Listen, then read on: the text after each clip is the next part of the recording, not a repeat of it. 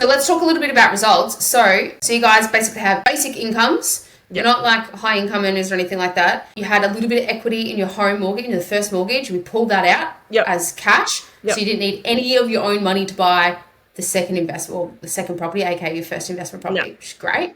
And your results of what we've mapped out for you you're going to end up getting to conservatively $148,000, basically $150K of passive income within 15 years from now. Before your 40th birthday, you're going to have $150K passive income. So I think I've spoken to you about that, about how we cut the rent, the increase of rents going up. We cut that by 50%. We cut the capital growth by nearly 50% as well. So it's like all of the metrics that we measured that off are very like worst case scenario. So, and then on top of that, you have extra trainings and tips and tricks of what I've given you as well, which is going to fast track your position. Yep. Absolutely. It's been so beneficial. It's been a godsend having you.